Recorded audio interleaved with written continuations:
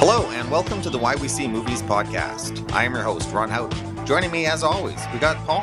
Hello there! Hello there.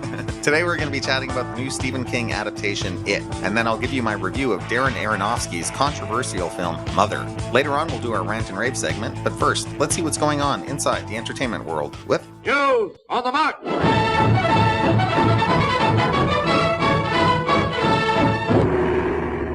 Hey, Paul. Hello. How's it going? Fantastic. You? Not too bad. Darren could not be with us today. He had far more important business in the last 48 hours. He was off delivering a human. Yes, we want to congratulate him on the birth of his new baby boy, Cooper. Soon to be an agent.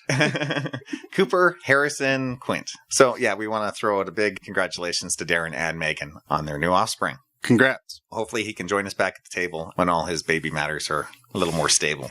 When fatherhood settled down. You got it.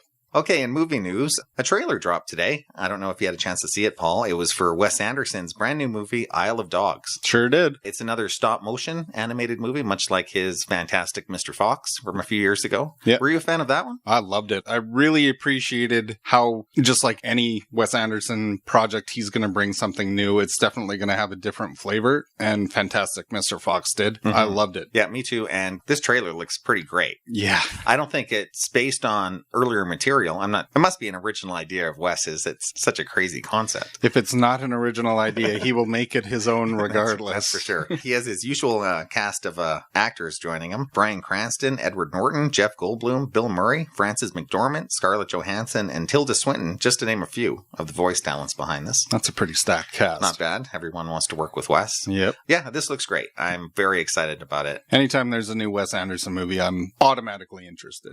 Grand Budapest, I think, was his last one, and he knocked it out of the park with that. I still need to catch up with that one. Yeah. So there's still a few I haven't seen, but I'm always eager. Kind of like with the Coen brothers. If he's involved, I want to see it, whether it looks immediately interesting to me or not. And I know you're such a big fan of animation. And yeah, it's neat to see like a big time director like this step into the animation realm. It would be neat to see other directors. Could you imagine like a Quentin Tarantino animated movie? I'd love to see that. Yeah. And the nice thing about that is it brings a different flavor to it. And those are the movies that I gravitate towards, are the ones that are a little different, not just the next big CGI fest that looks the same as the one that came out last month. There's like your Rant and Rave section from last show. I may have a few opinions about that, but that's exactly it, right? Like it looks like it's something that'll stand out in the crowd, kind of like a Kubo and the Two Strings from last year, where it had such a dynamic vision behind it that for me, I'm a visual person, which obviously is why I like animation. And yeah, something like this, I'm instantly wanting to see this.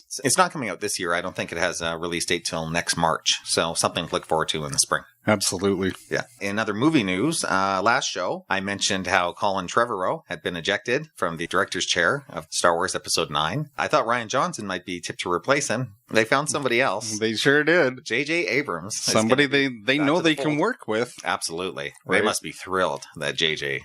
is willing to do this. I was thrilled too. I know Force Awakens gets a lot of hate, but I think... It also gets a lot of love. Right. And I think for me, despite all its flaws, it's a love letter to the franchise, and I look forward to seeing what he has to do with this. Oh, for sure. It was such an important film, Force Awakens, to try to get the Star Wars audience back on your side. Yeah. We're back on the Star Wars side. Absolutely. Right. So now he can do whatever he wants. He can make probably more in line the Star Wars movie he might have wanted to begin with without maybe the fan pleasing that he would have had to do in Force Awakens. Well, and it's good for him to kind of complete what he started too for the trilogy, right? Like he's setting up things that, as you said, might not be things that are in his original vision. They might be things set forth by the studio, but he gets to at least see that payoff. And I remember him saying in an interview a little while ago how the script for Episode 9 was shaping up and how he would love to have been the one to direct it. And it's kind of funny how it's just fallen into his lap. Sometimes dreams do come true. For sure. Of course,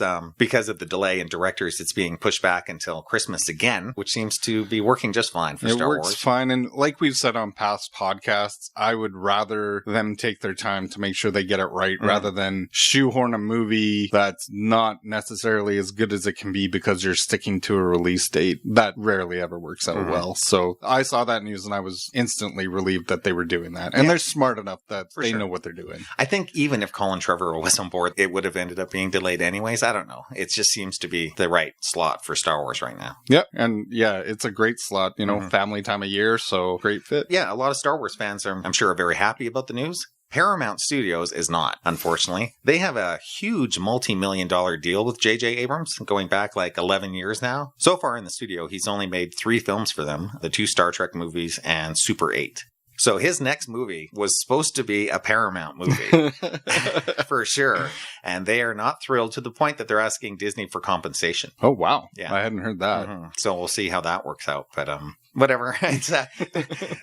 I'm not too worried. I'm just happy that they found a great director for it. I agree. Paramount's going to have to wait. Yep. And in television news, here's some surprising stuff. When news first broke of this, actually, I didn't even bring it up on the podcast because I thought the chances of it actually happening were so slim.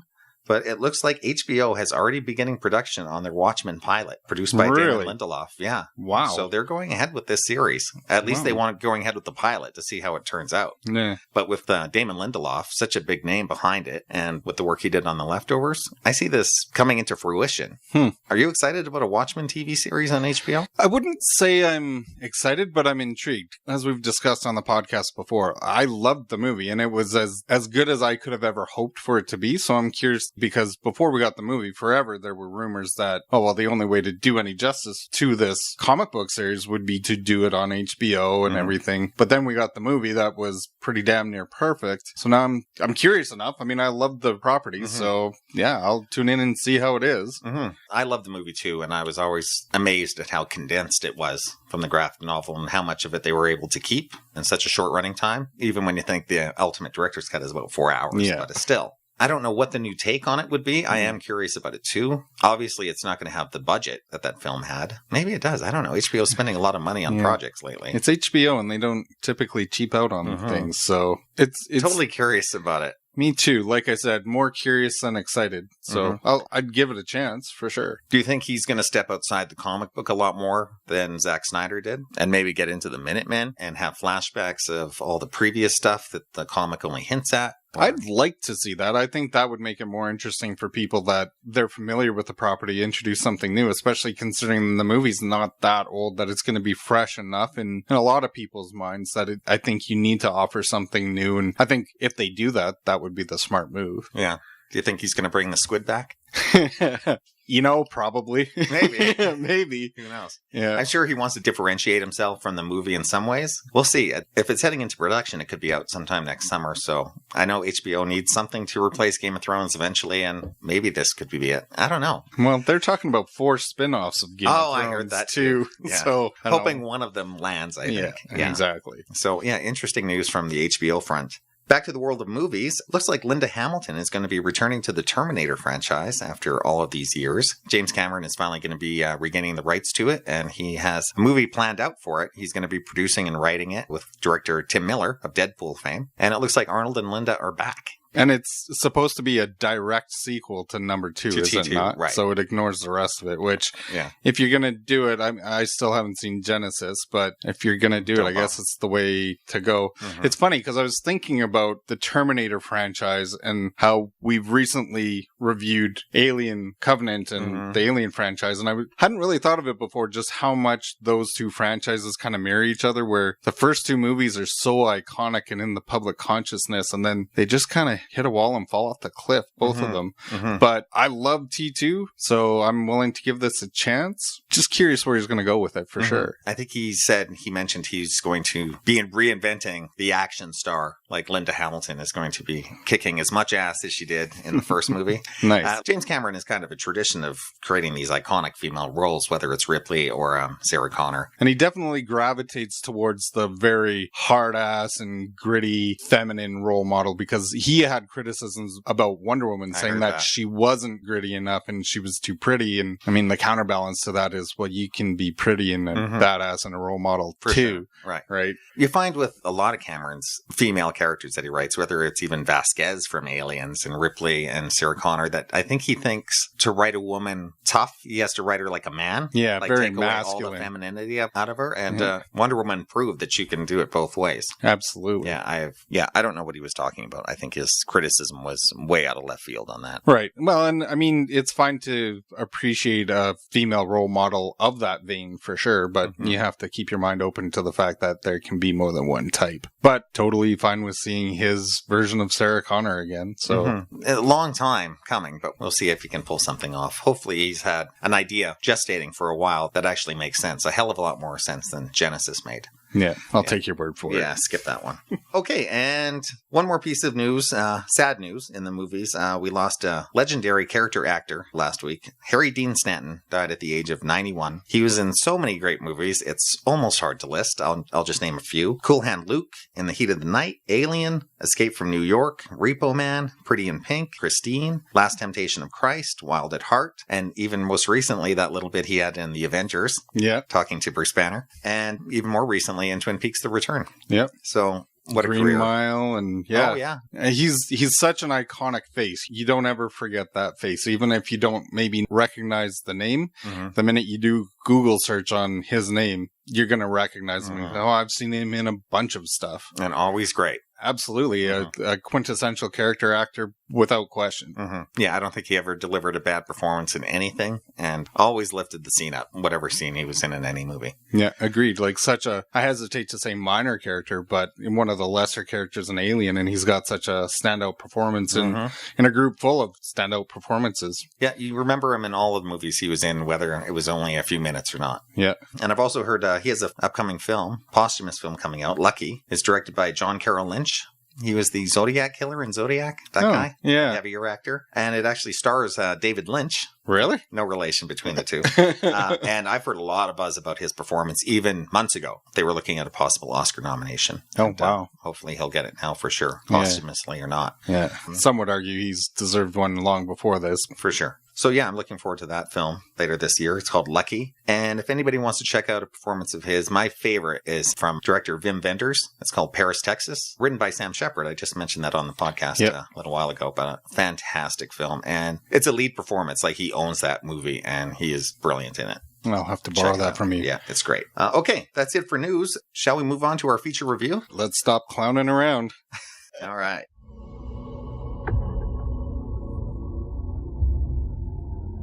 There's not like any time I've ever been in before. People die or disappear 6 times the national average. And that's just grown-ups. Kids are worse. Way worse. We all float down here. I saw something. There was this Clown. Yeah, I saw him too. Look. It's all connected by the sewers. That's where it lives. Bill, if you'll come with me, you'll float too. You'll float too. You'll float too. You'll float too. You'll float too.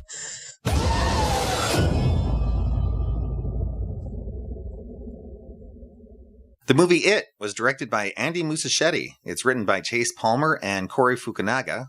It's based on the novel by Stephen King and stars Jaden Liebenher, Jeremy Ray Taylor, Finn Wolfhard, Chosen Jacobs, Jack Dylan Grazer, Sophia Lillis, and Bill Skarsgård as Pennywise. The plot?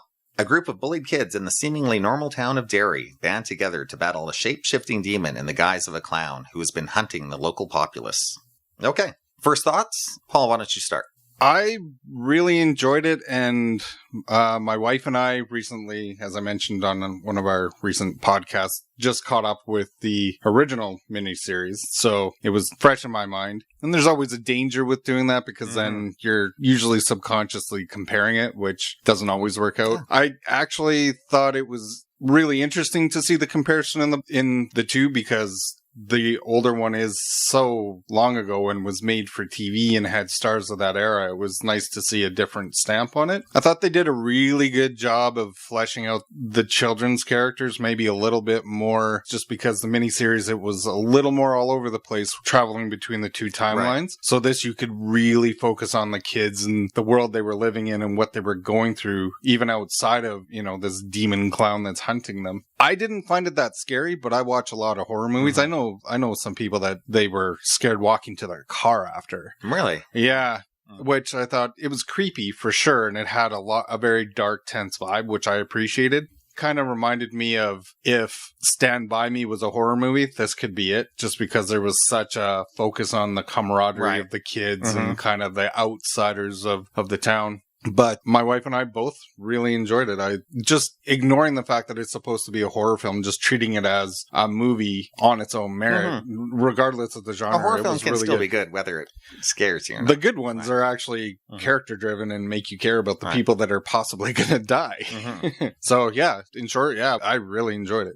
I liked it too. Again, I wasn't too scared either. Even there was a couple of teenage girls in front of me in the theater, and I don't think they jumped once. So I don't know if this movie is too scary for a general audience, but I thought it was still effective. For one thing, the kids are all great. Standout casting choices with all of these kids. They're pretty terrific. And it's hard to think this movie is raking it up in the box office. It's like 232 domestic, 385 million worldwide already. I can't think of a movie that's done this kind of money with 0 stars in it before. Really, the only actor that as far as the kids go anyways, that I recognize is Finn from Stranger Things.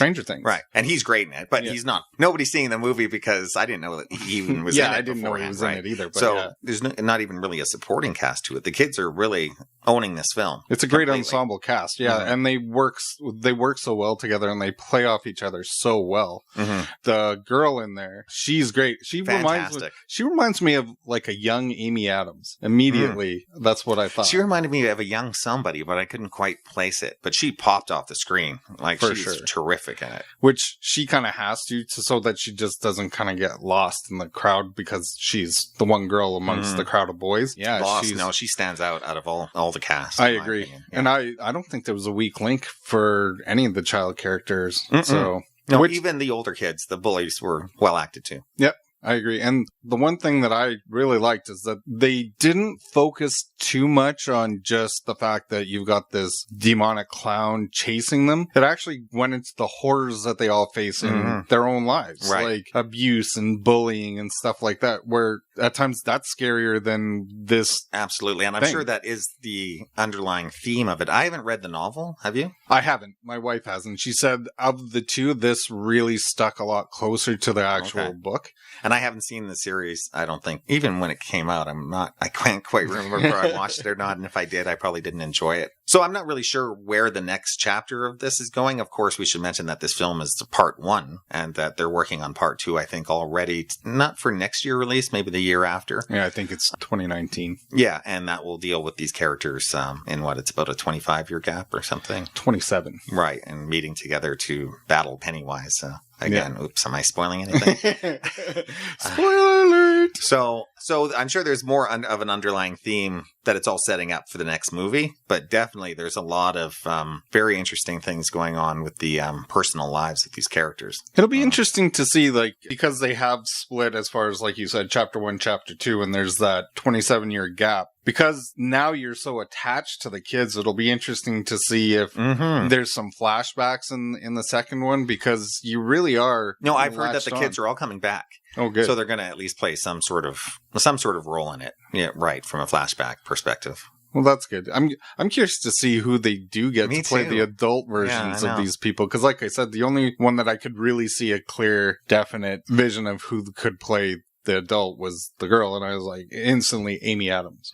But I think you're almost better to go with, much like what they did with the kids, go with a bunch of unknowns. Why not? Like I said before, they don't need star wattage to help make this movie a hit. That's for sure. And the biggest known name was covered in makeup, so you really couldn't even really... Yeah, that was Bill Skarsgård. What'd you think of his performance as Pennywise? Did it stack up with Tim Curry's? It's a different take, for sure. Well, and that's what I was going to say. I like the fact that he puts his own stamp on it, and just hearing kind of the detail that he put into the characterization of it, I really appreciated that, because you do run the danger of trying to just do a pale imitation of something that was so iconic. And that, to me, that's folly to do that.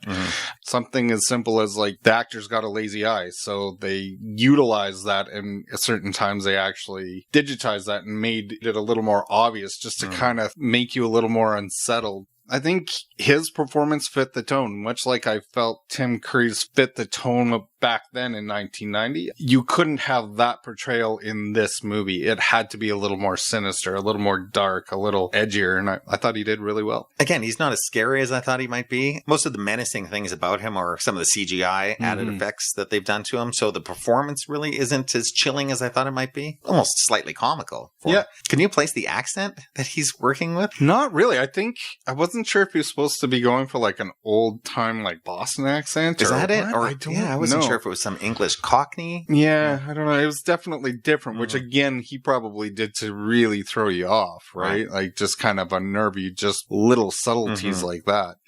So overall, I really did enjoy it. It moves really well, and it's never dull. The big battle at the end, I'm not quite sure maybe we're getting into spoilers now. Spoiler alert. Spoilers! The big battle at the end when all the kids are teaming up together. Did you really understand how they defeated Pennywise? Was it the power of the group? I think it was... Kind of reminded me at the end of Guardians of the Galaxy a little, putting their hands on each other. other. True. I think it was just the power of belief and the power of the fact that they didn't fear him, so he no longer had the power over them. So they were able to kind of turn the tables. Because if you think about it, there was that part, and again, this is spoilers, so close your ears. The one kid's got the gun, and he doesn't really know that it's empty, and he pulls the trigger, but because he believes that it's loaded, you see that affect Pennywise. So that's why I think maybe that's the power of belief. It's just that's taking that power away from him. But yeah, it's interesting. They play that as far as the certain kids not being fully in fear of Pennywise. And that's why, like, the girl, when she's taken, she's not totally floating. She's just kind of almost levitating, right? Because she's, again, like I mentioned earlier, she's got so many bigger horrors that she faces on a day-to-day basis. For sure. That... And more spoilers, I guess. But if we want to talk about that scene in her bathroom, I still don't understand why some people can see the effects of Pennywise and some people can't. I think maybe the problem I had with this movie is I haven't read the novel, and this, like I said, it's a part 1. So there's a lot of unanswered questions for me. Will they actually get into the origins of Pennywise and the town of Derry and why this town is being afflicted like this? And does this town have darker secrets that I don't know about yet? So I enjoyed the movie, but I feel it's slightly incomplete. There's questions that need to be answered. And I can only speak to the original miniseries, but they never really get too deep into it. But I always just thought, kind of like with a lot of kids' movies where the kids can see certain things because of innocence and adults don't because they just don't believe or whatever. I just think it's one of those kids see it, adults don't. But Pennywise is targeting adults in the movie as well. Right? Yeah. It's not just children. Yeah, not just young children. Basically, he's targeting anybody that has fear. Okay. That's how I took it. Yeah. I really do hope they expand the story and go into areas that the miniseries didn't, because the miniseries was good, but I wouldn't say that it answered all the questions that you would want answered. You could just kind of take it at face value and it's just entertainment. But yeah, I would say that the movie did a better job of really showing the camaraderie of the kids and fleshing out that world and focusing on things that the miniseries didn't. Kind of funny that we mentioned that kid from Stranger Things, because the movie kind of reminded me of an episode of Stranger Things in many ways. Yeah, I totally agree. And if he's not careful, he's going to get typecast as a young kid in the 80s that's going up against a demon. Yeah, exactly. Finn Wolfhard, that kid? Yeah. Yeah, he's so good in it. I can't wait for Stranger Things season 2. Me too. I guess, off tangent, the Duffer Brothers, who are in charge of that show, said they might be doing at least 4 seasons of it and shooting 3 and 4 back to back. Nice. Before the kids grow up too much. Yeah, especially if your story is centered on them. Yeah, you need to get that filmed quick. Exactly. And I loved the first season, so I can't wait to see where else they go with it. Yeah, in many ways, I think almost the success of this film is, I don't know if it's riding the heels of Stranger Things, but, the young kids in the 80s on their BMXs running around, and battling supernatural creatures. It's very similar. And the great thing is that much like what I thought with Stranger Things, is child actors always get a bad rap as far as being the weak link of a cast. Whereas you see a movie like this, even like you mentioned earlier, like J.J. Abrams' Super 8, I really liked that cast of young actors. And then you get this, and that really is the backbone, and that's the strength of the series or the movie. And it goes to show that there are really good younger actors out there that if you're willing to look, they are out there. Absolutely. For sure. Whoever was the casting agent for this film did a fantastic job. Like I said, these kids own the movie. Like it all rests on their shoulders, and they're all good. Even the chubby kid. Yeah. Turns in a really good performance. Yeah, I agree. I'm definitely excited about the sequel coming up. I don't know if it's one of the great horror movies I've seen in recent years. I don't think it quite measures up with something like It Follows or The Babadook. Those are movies that kind of really did unnerve me a bit. And leave a little bit more of a lasting impression, too. Right. Yeah, I have to say I haven't thought about this movie much since I walked out of the theater. Well, and even on a recent podcast, we were discussing The Witch, which you and Darren loved. And I wouldn't say it was lukewarm, too. I enjoyed it, maybe not on the same level. But even then, it leaves an impression on you. Whereas this, other than people saying that it's the scariest movie they've seen, well, but what else is there? Whereas I think, some of these other movies might leave a little bit more of a stamp on your psyche. Yeah, this movie would be scary if you've never seen a horror movie before. Or if you don't like clowns, I suppose. Sure, right. The whole fear of clowns, I never understood that. Me neither. I don't like clowns, but, because they're annoying and not funny because they're scary. Right. Yeah. So, overall, I would say recommendation for me. Like, it's well worth seeing, and I look forward to the sequel. And I agree. I really enjoyed it, and I would say I'm a little relieved because of all the hype with the trailer, and the trailer being, the most watched thing on YouTube and all that. Right. I was kind of thinking, okay, is this just kind of setting up for mediocrity? So I was glad to see that it was something that was actually worth seeing and worth seeing in the theater. And I look forward to the sequel. Absolutely. For sure. Like, it's beautifully shot and made. Like, it's a great looking movie, and everything about it is the directing, the writing, the acting, all of it is top notch. It just didn't scare me like I wanted it to. Yeah, exactly. Yeah. But that doesn't stop me from recommending it. No, and I'll watch it again. Absolutely, without question. Oh, yeah, me too. I look forward to seeing them both back to back, though, and seeing the whole story played out. I think it'll be a great, 4 hours once they finish the next part. Yeah, hopefully your questions are answered or at least dealt with in a manner that leaves you a little more satisfied rather than just loose threads. Or I could just read the book in the interim before it comes out. Who wants to do that? Exactly. Forget that. That's massive effort.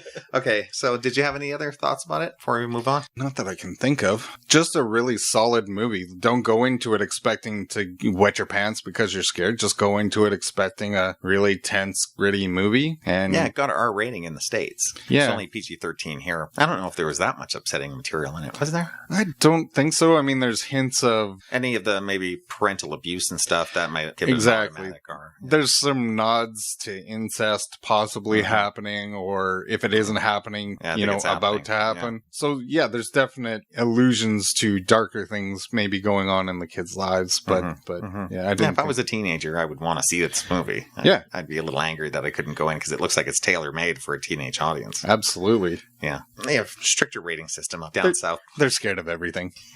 So we move on to my feature review of Mother. Let's do it. Okay. We spend all our time here. I want to make a paradise.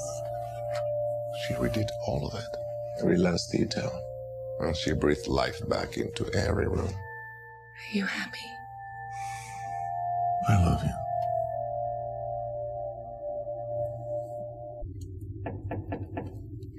Please, come in. Hello. Hello. He's a stranger. We're just gonna let him sleep in our house. Hello. Hello. Did you know he had a wife?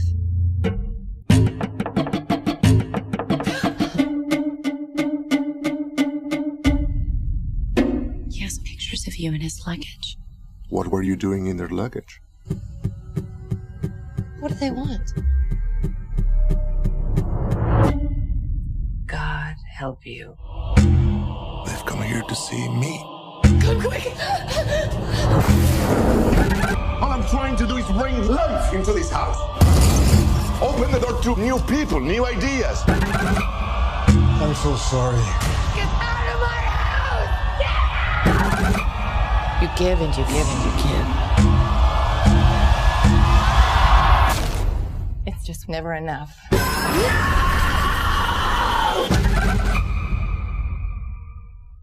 Mother was written and directed by Darren Aronofsky. It stars Jennifer Lawrence, Javier Bardem, Ed Harris, and Michelle Pfeiffer. The IMDb's synopsis: a couple's relationship is tested when uninvited guests arrive, disrupting their tranquil existence. Where to begin? It's so funny when last time we were talking about this on the summer recap show, how I had mentioned that I hadn't seen an image from it. I had refused to see the trailer. You wanted to go in fresh. You had seen the trailer, and what did you say about it? I said that I felt like the trailer possibly revealed a little bit too much of the plot. That's what I thought. No worries, Paul. The movie doesn't reveal very much about the plot. You can go ahead and see the trailer, people. Don't worry about it.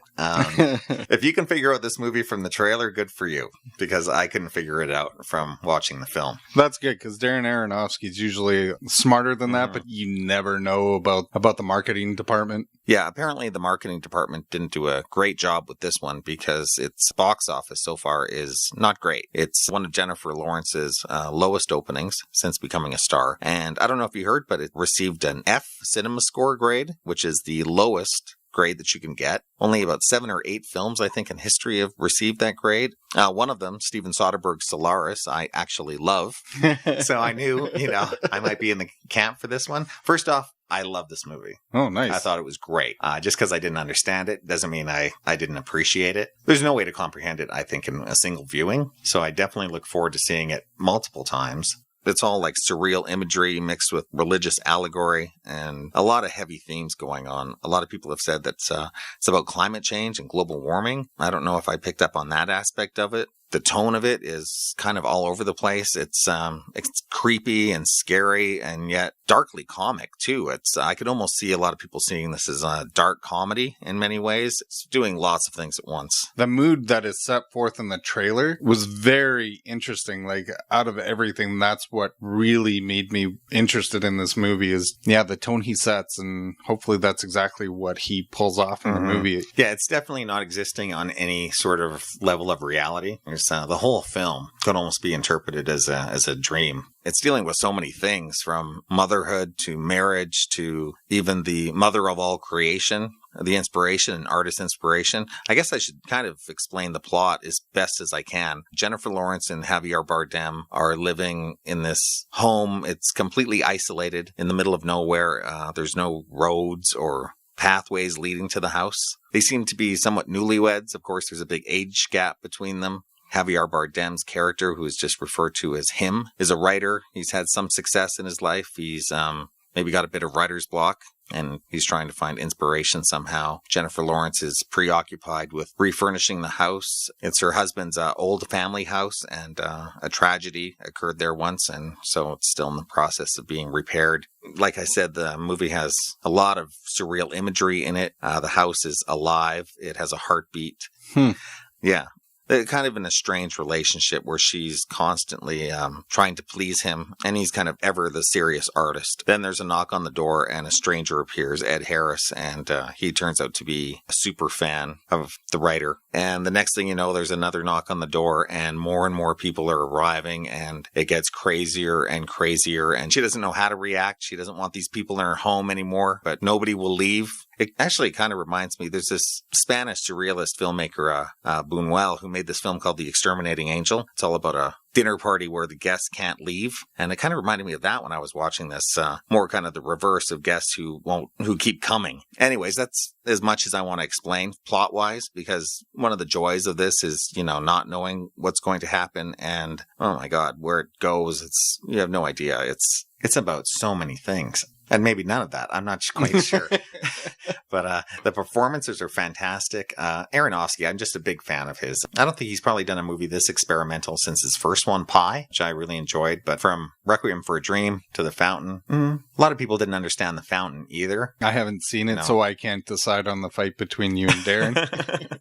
Yeah, I wish Darren could have seen. I don't know. This is one of those movies where I have no idea how even people that I respect and know their opinions on films are going to react to this film. I think it's kind of a litmus test. Which makes it more interesting to discuss then. Oh, yeah. We had all seen it. Maybe we could try to decipher what it's about. the movie has an overlapping nature to it where it turns back on itself. On an earlier podcast, Dexter had mentioned the camera work, how Aronofsky only employs 3 different shots, the close-up of Jennifer Lawrence, her point of view shot, and then over the shoulder. He strays from that every now and then. The majority of it is, which really does kind of work well. It creates this claustrophobic feeling. So you're really kind of in tight with Jennifer Lawrence throughout the entire movie. I'd like to be in tight with Jennifer Lawrence.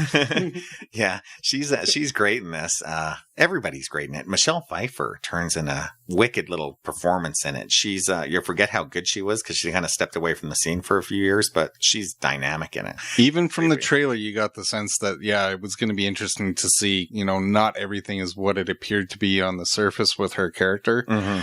And that's just scratching the surface, really. It's the third act of this movie goes so off the rails. It's almost hilarious. We were talking about David Lynch in Twin Peaks and how avant-garde that he's been in that series, and there's some stuff in this movie that's batshit craziness. The sound design in it, oh my god, the sound in it is amazing. It was striking in the trailer, too, with the quick hits of the violin and not just the score, but just the overall quality of the sound. He's using a lot of different effects and eeriness. In many ways, this film is much creepier than it. It really gets under your skin more than that film does. So it resonates a lot more. Oh, yeah. I haven't stopped thinking about it since I saw it. And, wow. It's Mother with an exclamation point, and for a reason. This movie is just over-the-top exclamation point Mother. Everything in this movie is an exclamation point. But it's just thrilling to see a guy like this batting for the fences, and he pulled it off, in my opinion. It's I wish there was a few more of these types of films every year where you can just kind of go in and just experience it. Absolutely. And the good thing about him is he isn't afraid to do different things, like all the movies you've mentioned. I haven't seen The Fountain. Have you seen Black Swan? Yes, and that was a lot different than what I was expecting, but I really enjoyed it. I loved Pi. But you know more of the kind of supernatural elements of Black Swan? Yeah. Is this reality or not? Right. The whole film is really kind of working on that level constantly. So take an acid tab before you see it. You don't need one. No, go in straight and you'll still be.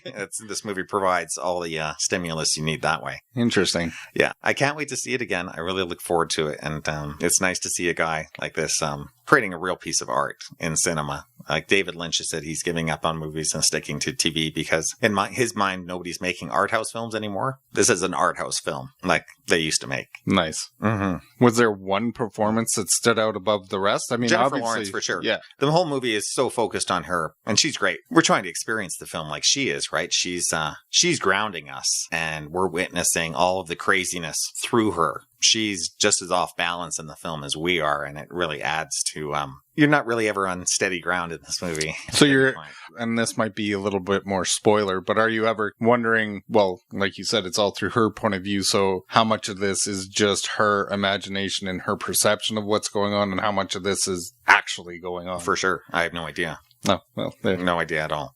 And I don't know if subsequent viewings are going to help. I don't think he's crafting a story that's going to have all the answers for anybody anyways. So this kind of reminds me a lot of, I heard it's his take on Rosemary's Baby.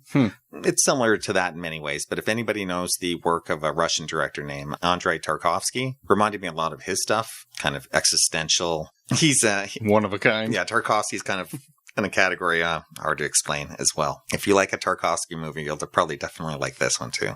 Yeah, I can't wait for you guys to see this just so we can kind of go back and forth and discuss. I don't know. You might hate it, right? Some people I could see. There was only about 10 of us in the theater, and I was expecting a few walkouts, even from the 10 of us. We all stayed, which is nice because I heard this movie is not doing very well in the box office. I think the word of mouth for the general audience is not great. Which is unfortunate because it almost discourages studios from allowing directors to do something that's not necessarily mass appeal. Oh, yeah. I should mention when it got that F cinema score grade, that the studio actually made kind of an unprecedented move and came out and defended the movie. Really? Yeah, defended the grade and said people were always saying that they're tired of sequels and tired of same old, and tired of superhero movies, and why can't we be given anything different? Well, here you go. This is different. And if you guys don't like it, well, kind of a screw you attitude from the studio, which is great to see defending a director like that. Because then it does give you hope that they're going to continue to produce stuff like this. And just speaking to something that you said earlier about you don't know whether subsequent viewing is going to answer any of these questions. sometimes movies like that are great because your interpretation of that movie and of the story can change depending on your mood. You can interpret it completely different on a second watch, and even on the third watch, change your point of view completely again. And to me, that's one of the great reasons to rewatch a movie. Oh, yeah. For like David Lynch's Mulholland Drive, I have this whole theory about how the movie works in my head. I have no idea if I'm right about any of it, but it's great to enjoy a movie and be able to take it on that level and deconstruct it and put it back together whatever way you want. I think a director loves to hear that type of thing from an audience. Yeah, and Darren Aronofsky, he does so many interesting things, like whether it's a movie that you feel like you can rewatch or not. Sometimes it's a hard watch, but it's going to stick with you. Like I remember borrowing Requiem for a Dream from you years ago when watching it, and yeah, I had to sit alone for about 10 or 15 minutes afterwards and just digest what I had just watched because, I hadn't really seen anything like that at that point in my life, and it just really opens your eyes, makes you think, and it's a movie I haven't seen for a long time, but I still remember it. Yeah, I saw that in the theater, and it just comes across the screen and slaps you across the face, that movie. Was it the same 10 people in the theater? Yeah. It's the same 10 of us, and we all look a little older every few years. That's funny.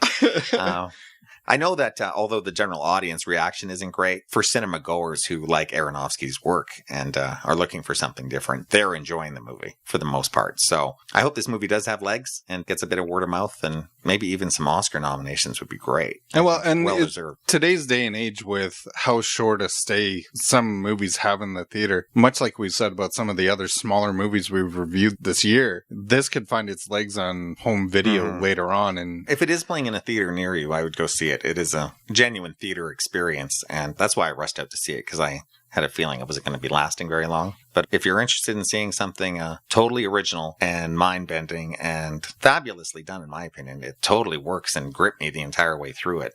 Check out Darren Aronofsky's Mother! ! I don't think you'll be disappointed. Or you might be. I don't think... You're not going to be bored. You're not going to be bored. Actually... maybe parts of the movie that you could be, but anyways, big recommendation for me. This will definitely be in my top 10 for the year, I think, so far. Wow. High praise. I can't wait to see it again. Like I said, I can't wait for a rant and rave segment when you guys have seen it and you can give me your opinions on it. We might not know whether to rant or rave. Exactly. That's what I'm excited about. Yep. Okay. Speaking of the rant and rave segment, shall we begin? Why don't you start, Paul? All right. I and my wife were fortunate enough to get out to the theater to see a very limited run showing of a documentary that was debuted at TIFF. It's called Long Time Running. It's based on the Canadian rock group Tragically Hip. I knew the title sounded familiar. Yeah. I am a huge Tragically Hip fan, more from their formative years back in the day. Kind of fell off with their more recent stuff, but north of the border in Canada, they've got such a huge legacy and such huge staying power. We saw them on their farewell tour. For those of you who don't know, the lead singer, Gordon Downey, was diagnosed with incurable brain cancer. So they decided to do a one last hurrah tour. And this documentary focuses on that tour. And it's a really, really interesting dissection of the tour right from the get-go, like right from the announcement of his disease and what they're going to do, how they prepped for the tour, what each and every band member's impression and goals were for the tour. A lot of them didn't even think that they would make the tour. They just basically agreed, well, Gord wants to do this as kind of a farewell tour. Probably not going to be able to do it, but it's kind of the carrot on the stick to keep him healthy and keep him motivated. So even if we don't go on tour, we'll work towards it. And if it happens, great. If it doesn't, whatever. So I really enjoyed the fact that it didn't just focus on Gordon Downey and the disease. It actually focused on the rest of the band. It goes into the history of the band, how they were formed, and kind of how the inner workings of the band on a very light level. Like they don't spend half an hour on it, but just little comments. And it was really good. And they do a really good job of balancing performance as far as musical performances and story, and thoroughly enjoyable. I loved it. Like I said, being a really big fan of the band, I've seen them 4 times live, and they always put on a good show. It was really interesting to see behind the scenes on the farewell tour and and kind of the toll and the preparation that it took on the band and Gordon Downey. And the documentary is building towards their final show that was televised on CBC. Yeah. It's actually co-produced by Sam Dunn. He's got his own legacy of having music documentaries with like Metal Headbangers Journey and Global Metal, and then he's got various other things on his own imprint. Banger. Right. Oh yeah, I know him. He did the Rush documentary a few years ago, which was fantastic. Yep. So he's very experienced and knowledgeable about producing something like this. Yeah, it's really interesting. And their last concert was amazing. Yeah, and it's really interesting. They really do take it through the whole tour as far as prepping. They open the tour in Victoria, and then they show little pieces along the way, like one of the shows in Calgary, one of the shows in Edmonton, and then, like you said, working towards their final concert in their hometown of Kingston. And it's funny because one of the band members even says, it's always interesting to play Kingston because you have so much to deal with playing in your hometown that you don't have to anywhere else. Where you've got family coming to the show and you got two sisters, but they can't sit next to one another because they're fighting. And so you're kind of, you're focused on that more than the show. You're almost people managing. Right. It's just interesting to hear little introspections like that. So it's the kind of movie that even if you're not a big Tragically Hip fan, just the human story of it. I mean, it's a really one of a kind story to see a band be able to go out on its own terms. You rarely see that. A lot of bands just kind of fade away into oblivion or overstay their welcome. And the fact that they were able to pull this off is pretty remarkable. Right. And it's the kind of movie that I can't wait to see again. So while prepping for the show, I just out of curiosity when it was going to be out. And it's actually CTV in Canada. They're going to air it November 12th. Obviously, it's going to have some commercials, but the day after that, November 13th, Crave TV is going to have it. That's a streaming service, and it's going to be commercial free. And then shortly after that, November 29th, it's going to hit Netflix. Excellent. And are we watching Gord struggle throughout the documentary? Like, how's he doing in it? And how candid is he about what's going on? He's very candid. And they talk to the neurosurgeon. They talk to everybody from security. You find out, and in a concert, you've always got paramedics on the scene to deal with whatever happens with fans. They had one stationed specifically for him because there was a real possibility that he could suffer a seizure on stage. And so it goes through things like that, little things like him saying, you know, he's been singing these songs for 30 years, but because of the lack of a better word, injury, he's got 6 monitors around the stage to help him remember the words of these songs he's sang thousands of times just because it's the nature of the disease. So you can definitely see the toll it's taking on not only him, but the band, and how they were just relieved to, like the main guitarist, Rob Baker, even says, like, his hesitation with doing the tour is the lasting image of Gordon Downey is if he has a seizure on stage, you've got 10,000 people pulling out their iPhone to film it, and then it's on the internet in seconds. And that's what people are going to focus on. So front to back, very enjoyable. Sounds like an emotional ride. Absolutely. And they open with Long Time Running, which is one of my favorite Hip songs, which almost would have been better served to play at the back end, especially the story of the band and what's going on. I think it might have hit a little bit more of an emotional impact, because as soon as it started playing for the opening credits, I had a lump in my throat. So absolutely, this is a must watch. It's very, very enjoyable. Can't recommend it enough. Strong rave. Yep. Cool. Yeah, since there's only 2 of us, I'll go next. Sure. Okay, my first one is Big Rave. I finally got caught up with the movie I'd mentioned on our summer recap show, which was called The Big Sick. Nice. That is the movie starring Kumail Nanjiani, written by him and his wife, Emily Gordon, and directed by a guy named Michael Showalter. It's the true story of how Kumail and Emily met, fell in love, and how they had to overcome the culture clash of Kumail's Indian heritage and a mysterious illness which befalls Emily. As romantic comedies go, I don't watch too many of them, but this is pretty great. I really enjoyed it. It's such a sweet story. The 2 leads are great in it. Zoe Kazan, granddaughter of famed director Elia Kazan, plays Emily, and she's great in it. And it's just it's a nice, sweet, true story of how this couple got together. It's well written. Knows a little bit about the comedy world, of course, and stand-up, which Kumail is spending his time doing. Parents of Emily are played by Holly Hunter and Ray Romano. Nice. They're both great in it. Holly Hunter is so good in it. She's great in everything. It's nice to see her in any movie. It's just a really sweet romantic comedy. I totally recommend it. You can't really say too much about it without spoiling, what happens in their relationship. I heard another podcast review this, and it's actually what made me aware of what it was, because while waiting to get into one of the other movies we were reviewing, I saw the poster for it, and I just had no clue what it was. And then they did a little capsule review on it, and of the 3 people that reviewed it, they all absolutely loved it, which made me a little more enthusiastic now that I knew what it was and it was worth seeing. I was really looking forward to seeing it. So now knowing that you've seen it, and for the most part, I trust your opinion. Yeah. For all you guys out there whose girls want to watch a rom-com, pick this one. You'll enjoy it too. I think it's great. Especially if it's not one of the formulaic ones that, you can write it in your sleep. Nothing was formulaic about how these two got together. Right. And I think if it's people that you believe could and do exist, and there's that heart and that drive, and you almost feel like you're a voyeur in their lives, that's, to me, a lot more interesting than watching lame, sugary, sweet rom-coms. Oh, for sure. It didn't remind me of any of those. I should also mention that Kumail's parents, the actors who play them, are also really strong. I didn't want to try to pronounce their names.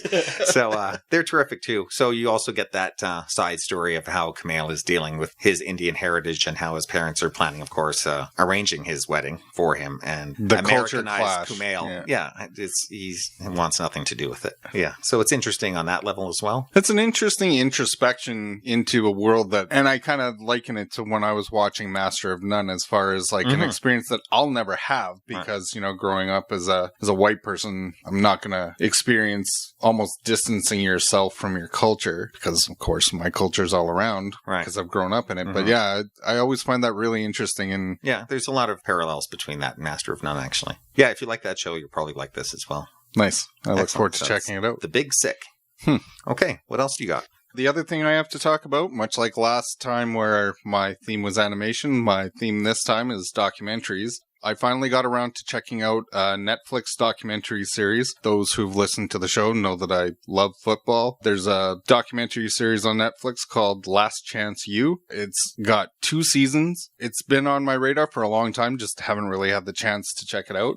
The premise of it is the series focuses on a football team at East Mississippi Community College, and the basis of it, and why they call it Last Chance U, is they're a community college that's willing to give talented players a second chance that have maybe got in trouble with the law, had a misstep in their life. They're willing to give them the chance for redemption. And it's a short series, like season 1 is 6 episodes, season 2 is 8. And they're only about an hour long. I'm near the end of season 2. It's really interesting just to see what goes into trying to help these kids redeem themselves, and how, for the most part, they're really embrace having the chance to get that opportunity again. And it's so interesting to see a school with the complete goal of getting this person who, of course, they're getting the benefit of their skills on the football team, but helping that player turn their life around. And the fact that they don't want them to stay in their school, because that means that another bigger school is coming to recruit them and giving them a better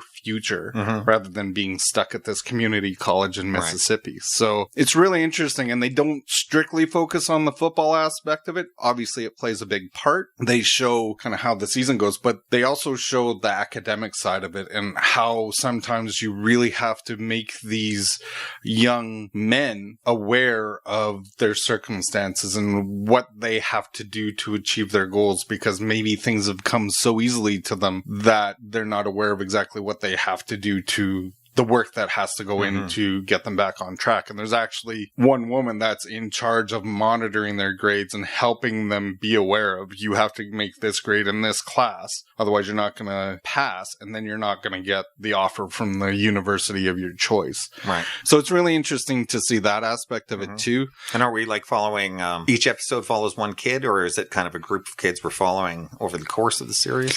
For the most part, at least season 1, they pick a couple stars, lack of a better term, but players to focus on that are likable or worth investing your time in. But for the most part, it's the whole team. You're focused on the head coach and his coordinators, like offensive coordinator, defensive coordinator. You see some of the teachers. You get some people to gravitate towards, and it's interesting. I think your enjoyment of the series would be dependent on how much you like the people that you're watching, because I find in season 2, the players that they're focusing on maybe aren't quite as likable as the guys that they focused on in season 1, where you're really rooting for their redemption and you really want them to get that offer from the bigger school and you want them to succeed. There's 1 or 2 players in season 2 that you're rooting for, and you can see that they honestly do regret whatever it is that led them to where they are, and they do want to learn from it and better themselves. And then there's some guys that just are arrogant pricks and you just want to see them fail. They've learned nothing. They could likely do whatever it is that they did before. They're just going to fall into the same trap. And for me, I struggle with that a little bit, in that I think on some level they want you to be cheering for these kids, but I'm kind of like, well, you're an arrogant prick. I don't want you to. But obviously the show's been edited in a way they wouldn't include that material too, unless they were thinking people are going to have that opinion. Right. And actually it's really interesting because the head coach, Buddy Stevens, he tries to affect change in his own life in season 2, because season 1, he's kind of what your stereotypical football coach, where he's yelling at the kids and throwing water coolers and going on a tirade and being a hard ass. And then in season 2, he's had a chance to watch the documentary and how he was portrayed. And obviously it's a little real, where he's like, I saw who I was and I wasn't happy with that. And so he tries to affect change in season 2, which is really, it's interesting to see him kind of go through that struggle of change, where you're still trying to motivate these kids who some of them might only be motivated by being like that. Working with different people are motivated in different ways. So that in itself it's interesting to see kind of that crisis of conscience, kind of struggling to pick your spots and how to act. So it's really interesting. Like I said, I don't think you have to be a football fan. It helps. But again, kind of like with the Hip documentary, if you're interested in seeing stories of redemption and kind of that humanizing story. And how big is community college football in the States? It's not as big as university, obviously, but they still get a couple hundred people out. Like, they get more people to community college games than we get to our university games. That's like, what I was thinking. We get like 40 people out to ours. And these kids, you can see the whole community is there to support and uplift these kids and give them the chance to, you know, learn from their mistakes and better themselves. So it's just interesting to see a town that is so small and how everything is focused on this team, this sport, these young men. I've seen other documentaries with athletes in colleges, and most of the time it's the colleges really using these athletes to their own means, right? Yeah. And the kids' education and future is usually secondhand compared to what's happening on the field or on the court. They kind of straddle the line. Like, they're definitely getting a benefit of having these talented kids, for sure, because they've won 3 national titles, whereas before this current system was in, they were nothing. Nobody knew who they were. But the fact that they're actually taking these kids in and reshaping them into better athletes and better students so that they can eventually leave their school, that's a brave thing to do. I agree. And I thought that was extremely interesting that, that it is a very unselfish thing to do, that yes, they're getting a short-term benefit from it, but yes, that's not the only goal. They're not just looking to keep that kid there to win 4 consecutive titles. They even show coaches from other universities coming in and asking about the kids, and these coaches are almost like salesmen going, yeah, you're going to love this kid. He comes in, he practices, he comes in with a really positive attitude. Take this kid. They want these kids to succeed, and it's great to see. Well worth checking out, and it's not a long engagement. So sounds really interesting. Yeah, I've quite enjoyed it. I'm glad I finally got around to checking it out. Cool. And it's called Last Chance You. All right. I'll go next. I finally caught up with a movie from a few years ago I want to see. It's called Valhalla Rising by director Nicholas Winding Refn, who did the movie Drive. He also did The Neon Demon, a movie I really didn't like. But this one is quite interesting. It stars Mads Mikkelsen. The plot, a pagan warrior is forced into slavery, escapes his captors, and joins a group of Vikings headed for the Holy Land.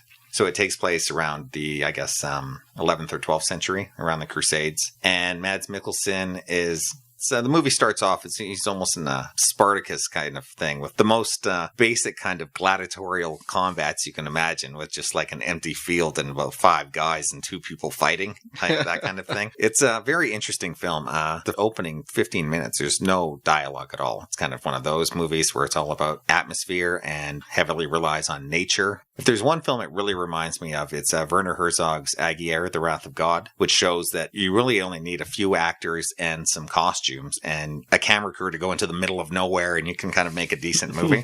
Very interesting film. It's almost spiritual in a way about this warrior who is just trying to stay alive in brutal times. This kind of strange thing happens to him once he joins up with these kind of Vikings, and they're heading to the Holy Land, and they enter this mist for days and days, and they finally come out to this new land, and they're not quite sure where they are, and we eventually realize that they've taken a wrong turn to North America. So they encounter the natives there. If you like those kind of movies where there's not a lot of dialogue, a lot of nature photography, it's men in swords and heavy armor, not saying much and being brutal and violent. Totally driven by mood. Absolutely. Yeah. It reminds me, not exactly a story, but just the culture clash of Vikings meeting natives. There was a action movie that came out probably about 6 or 7 years ago called Pathfinder that I liked. Yeah, I saw that too. It's by no means not great. This sounds like it's a little more quality than Hollywoodized version of that. Yeah. This one is much more of a stripped down kind of movie, dealing with elemental choices and just dealing with the elements in general. Yeah, it's kind of a quiet film. If you're interested in a meditative movie that deals in that time period and you're interested in history and it has some brutal violence to it, if that doesn't put you off, check it out. Valhalla Rising from Nicholas Winding Refn, who's kind of an avant-garde director. So not for general mainstream audiences, but definitely enjoyable. Different. Yeah, I enjoyed it. It sounds interesting to me. I'd gladly borrow it from you if you owned it. I do. Then I will borrow it. Cool. Okay, that's my second rave. I have 2 more things I could quickly talk about. One is, let's do this one first. A documentary I saw on David Lynch. It's called The Art Life. It's currently showing on the Movie Network in Canada, and there's a Criterion edition of it coming out, I think, next week. This basically covers David Lynch as an early artist and his humble origins of where he grew up and how he got into painting as an artist first, and shows some of his short films, all kind of leading up to Eraserhead, his first feature film. They don't get into Blue Velvet or any of his past work than that. This is all about the origins of the artist and how he got his roots, but still worth seeing. It's all on David. It doesn't talk to anybody else. He's very candid and talks about what he thinks about his work and his life and his art. And if you're interested in David Lynch, like I am, a fascinating figure in cinema, check it out. That sounds interesting. Okay, my next documentary couldn't be any more different. There's a new Netflix stand-up special, Jerry Before Seinfeld. Oh, nice. I want to check this out. Basically, it's Seinfeld going back to New York to I think it's called the Comic Strip. It's the very first club that he ever played in, his very first stage that he ever stepped on. It's still there. So in front of a very small audience of about maybe 20 or 30, kind of recaps his origins of being a comedian and how he got his start with some old family footage and some home movies, and kind of learn about Jerry's family and just, how he's always been Jerry. And as a kid, I think he was kind of... He is who he is. And so in that mold of... he hasn't changed a whit since he was a kid. But it's very interesting and funny, of course. Remember in the late 90s, he did a stand-up special called I'm Telling You for the Last Time? Yep. Where he swore to give up all of his older jokes. Well, he's bringing them all back for this one. It's he has a good excuse this time because he's kind of redoing the material that he did in 1976, 1977, his first few years as a comic. And some of the jokes are still very good, still hold up. And it's neat to see him do a lot of this material he hasn't done in a good 20 years. So, yeah, I recommend that. If you're a Seinfeld fan, you're going to enjoy it. Yeah, I'm a huge fan, too. And I've been, as I mentioned, I've been counting the days till this is released. I just haven't had a chance to watch it yet. But I find it really interesting, even watching his show on Crackle, Comedians in Cars Getting Coffee, when he's got other comedians and they go back to their old haunts and get up on stage or even just reminisce about what things were like at the time and what influenced them and how much they've changed or what drove them to move along from that. There's an amazing episode of Cars where he was with Gary Shandling. That's the one I was thinking of. Store in LA and talk about all their old days, weeks before he passed. So that's a great one. Yeah, that's exactly the episode I was thinking of. Yeah, I've always found that very fascinating. Yeah, I love that show. And if you haven't heard, Comedians in Cars is coming back for its next season. I don't know what number it's on Netflix. Is it? Yeah, he's made a new deal with them, so you're going to be able to see it on there. Nice. I think it's season 4. Yeah, he's given up on Crackle. Yeah, I think that was the only show that anybody knew that was on Crackle anyways. Other than Ivan. You got it. So yeah, that's all I've got. Jerry Before Seinfeld and David Lynch, The Art Life. Recommend both of those. as well as Valhalla Rising and The Big Sick. 4 raves for me this week. I was in a generous mood. And 2 raves from me, which goes against what last week was lukewarm at best. So I'm sure we'll find something to hate in the upcoming weeks. Odds are good. Yeah. Okay, so should we wrap it up? Let's do it. All right. Let's wrap it up. Let's wrap this mother out. Next time we'll be back to discuss Kingsman: The Golden Circle, starring Taron Egerton, Jeff Bridges, Julianne Moore, and Colin Firth is back. Until then, please give us a rating on our iTunes account. Just give it a little click. Everyone helps quite a bit. Do it. You can always like and follow us on Facebook, Twitter, and Instagram. And if you're interested, you can always comment or search for our past reviews on our website at whywecmovies@libsyn.com. Take care, and thank you for listening. Ciao, ciao for now. But where are the clowns? Send in the clowns.